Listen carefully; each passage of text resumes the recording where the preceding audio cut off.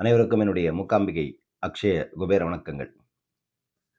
50 ஆண்டுகளுக்கு பிறகு உருவாகக்கூடிய மங்கள புஷ்ய யோகம்.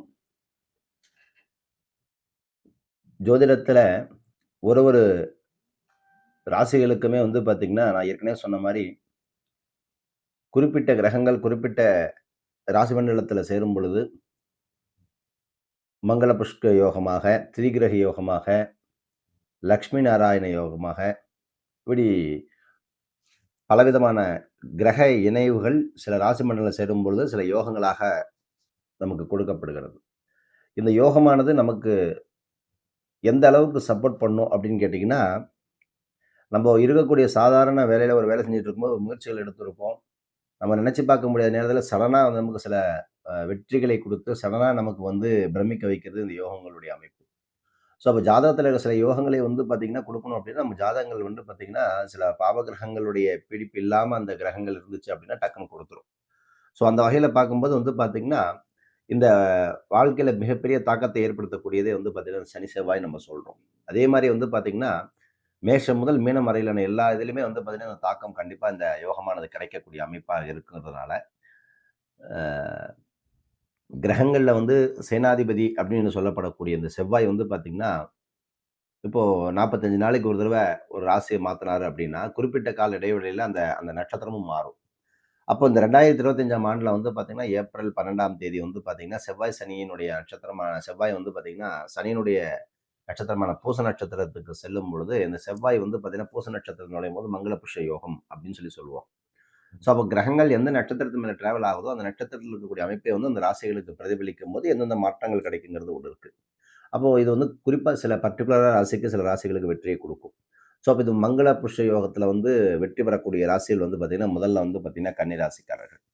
ஸோ, இந்த கன்னி ராசிகளுக்கு பார்த்தீங்கன்னா, இந்த மங்கள புஷ்ய யோகத்தில பார்த்தீங்கன்னா, எதிர்பாராத பணமாற்றங்கள், எதிர்பாராத பண முன்னேற்றங்கள் எல்லாம் கொடுக்கக்கூடிய ஒரு அமைப்பா வரும். பல புதிய வேலை வாய்ப்புகள் எல்லாம் தேடி கொடுக்கக்கூடிய ஒரு காலகட்டம், தன்னம்பிக்கை அதிகரிக்கக்கூடிய காலகட்டம், செல்வ நிலை உயரக்கூடிய ஒரு காலகட்டம், நிறைய பணத்தை சேமிக்கக்கூடிய ஒரு காலகட்டமாக வரும்.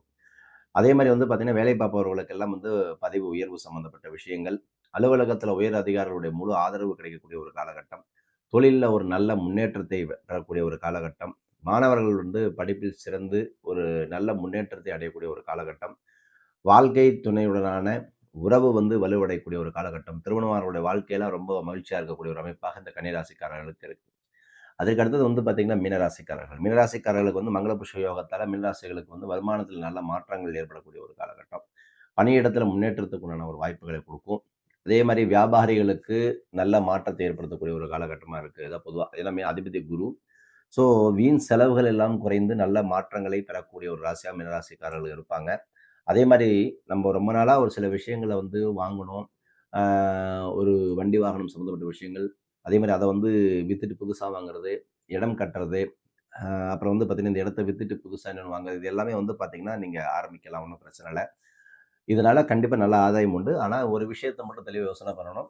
நம்ம ஒரு இடத்துல பணம் இன்வெஸ்ட்மென்ட் பண்றோம் அப்படின்னா, கண்டிப்பா அது நல்ல இடம் தானா அப்படிங்கிறத 1க்கு 4 தடவ செக் பண்ணி போடுறது ஒரு நல்லா நீங்க பார்த்துக்கணும். அதே மாரி கண்டிப்பா ஸ்டூடண்ட்ஸ் எல்லாம் பார்த்தீங்கன்னா, இந்த எக்ஸாம்ல போட்டித் தேர்வுகள்லாம் நல்லா வெற்றி பெறக்கூடிய ஒரு காலகட்டமும் மீனராசிக்காரர்களுக்கு இருக்கு. அதுக்கு அடுத்தா வரக்கூடிய ராசிக்காரர்கள் பார்த்தீங்கன்னா, கடகராசிக்காரர்கள். இந்த கடகராசிக்காரர்கள் மங்கள புஷ்யயோகம் பார்த்தீங்கன்னா, அந்த மதிப்பையும், மரியாதையும் பெறக்கூடிய ஒரு அமைப்பு. திருமணம் ஆனவருடைய வாழ்க்கை ரொம்ப மகிழ்ச்சியா இருக்கக்கூடிய ஒரு காலகட்டம். நிதிநிலை ரொம்ப சிறப்பாக இருக்கக்கூடிய ஒரு காலகட்டம். ஒவ்வொரு வேலையிலும் நல்ல வெற்றி பெறக்கூடிய ஒரு அமைப்பு. தொழிலதிபர்கள் எல்லாம் பார்த்தீங்கன்னா, இந்த காலகட்டத்தில ஒரு இந்த ஸ்ட்ரகிள்லாம் கொஞ்சம் அதெல்லாம் தாண்டி கண்டிப்பா அடுத்தடுத்து உங்க வேலைய வெற்றிகரமா முடிக்கக்கூடிய ஒரு அமைப்பா இருக்க போது. சிக்கிய பணம் கைக்கு சேரக்கூடிய ஒரு காலகட்டம். வணிகர்கள் எல்லாம் நல்ல லாபத்தை பெறக்கூடிய ஒரு காலகட்டமாக, புதிய ஆர்டர்களை பெறக்கூடிய ஒரு காலகட்டமாக இந்த கடகராசிக்காரர்களுக்கு இருக்க போகுது. அப்போ மீனம், கடகம், கன்னி இந்த 3 ராசிக்காரர்களுக்குமே பார்த்தீங்கன்னா, பர்ட்டிகுலரா இவங்களுக்கு இந்த 3 ராசிகளுக்குமே பார்த்தீங்கன்னா, இந்த மங்களபுஷ யோகம் சிறப்பாக வேலை செய்யும். இது தவிர்த்து பார்த்தீங்கன்னா, பிற ராசிக்காரர்களுக்கு பார்த்தீங்கன்னா, உங்க ஜாதகத்தில செவ்வாயும், அதே மாரி சனி பகவானும் பார்த்தீங்கன்னா, நல்ல நிலையில இருந்துச்சு அப்படின்னா, கண்டிப்பா இந்த நல்ல மாற்றத்தை பெறலாம். பொதுவா பார்த்தீங்கன்னா, இந்த செவ்வாய், சனி சேர்ந்தவை அப்படின்னு கேட்டீங்கன்னா, ஒரு இடத்துல பாதிப்ப குடுக்குறது ஒரு பக்கம் இருந்தாலுமே கூட, இதே சனி, செவ்வாய் தான் பலவிதமான முயற்சிகளை செய்து பலவிதமான வெற்றிகளை குடுக்கும். பலவிதமான அடுத்த கட்ட முயற்சி, அடுத்த கட்ட முயற்சி, அடுத்த கட்ட முயற்சி. ஏன்னா செவ்வாய் முயற்சி எடுத்துக்கிட்டே இருப்பாரு. இந்த பக்கம் சனி வந்து பார்த்தீங்கன்னா, ஒரு பக்கம் போராட்டம், பிரச்சனை, அழுத்தத்த குடுத்துட்டே இருந்தாலுமே கூட, கண்டிப்பாக வந்து செவ்வாய்க்கு நட்பு கிரகமாகவும், புதனுக்கு நட்பு கிரகமாகவும் இருக்கக்கூடிய ஒரு அமைப்பா அந்த புதனுடைய நட்சத்திரத்தில போகும்போது கண்டிப்பா நல்ல மாற்றத்தை குடுக்கும். அப்ப இந்த செவ்வாய், சனி சேர்ந்துச்சு அப்டின்னா, ஒரு பக்கம் தடைகள் ஒரு பக்கம் குடுத்தாலும், சில நேரத்தில என்ன சொல்லுவாங்க, செவ்வாய், சனி சேர்ந்துச்சுன்னா எல்லாவித யோகத்தையும் தடை பண்ணும் அப்டிங்கிற அமைப்பும் இருக்கு. ஆனா, அந்த செவ்வாய், சனியும் வந்து பார்த்தீங்கன்னா, ஒரு கிரகம் ஒரு பிரச்சனைய மட்டும் பண்ணாது. நல்லதும் சில கிரகம் பண்ணும், சில கிரகம் கெட்டதும் பண்ணும். அப்ப உங்க ஜாதகத்தில் செவ்வாய் பகவானும், சனி பகவானும் உங்களுக்கு எப்படி இருக்கு? நல்ல நிலையில இருக்கக்கூடிய அமைப்பு. நல்ல நிலையில எந்த மாரி சொல்றோம்? அப்ப ராசி மண்டலத்தில இருக்கக்கூடிய நட்சத்திரத்தினுடைய அதிபதியும், அந்த கிரகத்தினுடைய நிலை அதிபதியும் நல்லா இருக்கக்கூடிய பட்சத்தில, அந்த கிரகமானது நல்லா இருக்கா? இல்ல கெட்டு போயிருக்கா? தடுக்கக்கூடிய நிலையில இருக்கா? முடக்கக்கூடிய நிலையில இருக்கா? இதை பொறுத்து தான் அந்த கிரகங்களானது நமக்கு அந்த காலகட்டத்தில் நற்பலன்களை வழங்குமா? வழங்காதாங்கிறது ஒண்ணு இருக்கு. அப்போ இந்த காலகட்டத்தில் இந்த பலன் நமக்கு வராது அப்டின்னா, அது வராது. அது வந்து சில நேரத்தில் தடைபட்டிருக்கு அப்டின்னா, அது தடைப்பட்டே தீரும். அதுல நம்ம நெறைய முயற்சிகள் எடுத்துக்கிட்டே இருப்போம். நெறைய வீண் விரயங்கள பண்ணிக்கிட்டு இருப்போம். ஸோ இது 2 தான். ஒண்ணு கிடைக்கும். இன்னொன்னு தாமதமாகும். இது 2 விஷயம். தாமதமாகும்போது நெறைய முயற்சிகள் எடுக்கும் பொழுது என்ன ஆகும் அப்டின்னா, நமக்கு விரயங்கள் அதிகமா வரும். கிடைக்குங்கிற பட்சத்தில ஜஸ்ட் ஒரு அப்ளிகேஷன் போட்டா ஈஸியா கிடைச்சிரும். ஸோ அது எந்த காலம், எப்ப கிடக்கும், எப்ப கிடைக்கும், எப்ப கிடைக்காது, இது எல்லாமே வந்து பார்த்தீங்கன்னா, அந்த சூட்சுமத்துக்குள்ள இருக்கக்கூடிய ஒரு அமைப்பு. கிரக அமைப்புல பொறுத்து, தசாபுக்திய பொறுத்து, ஜாதகத்துடைய அமைவை பொறுத்து, கோச்சார கிரக நிலைய பொறுத்து இருக்கு. ஸோ இது எல்லாமே வந்து பார்த்தீங்கன்னா, குறிப்பிட்ட காலகட்டத்திற்குள் 100% நடக்கும். ஸோ அடுத்த பதிவில வேறு நினைவு பத்தி சிறப்பா பேசுவோம்.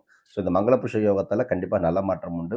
ஸோ இதர ராசிக்காரர்கள் எல்லாமே என்ன பண்ணலாம் அப்படின்னு கேட்டீங்கன்னா, இந்த செவ்வாய், சனி சேரும்படிய அமைப்பா இருக்கும்பொழுது, மலை மீது இருக்கக்கூடிய முருகப்பெருமானை குளிர்ச்சியான இருக்கக்கூடிய மலை மீது இருக்கக்கூடிய முருகப்பெருமானை வழிபடுவதும், முருகனுக்கு சகல விதமான அபிஷேகங்கள் செய்து, பிரார்த்தனை செய்வதும் கண்டிப்பாக நல்ல மாற்றத்தை கொடுக்கும். இந்த மங்கள யோகம் மற்ற ராசிகளுக்கும் கிடைக்க வேண்டும் என்று சொல்லி இறைவனை பிரார்த்தனை செய்து கொள்கின்றேன். அடுத்த பதிவில வேற நினைவு பத்தி சிறப்பாக பேசலாம். நற்பவி, நற்பவி, நற்பவி. நல்லதே நடக்கட்டும். ஓம் ஸ்ரீ குருப்யோ நமஹ.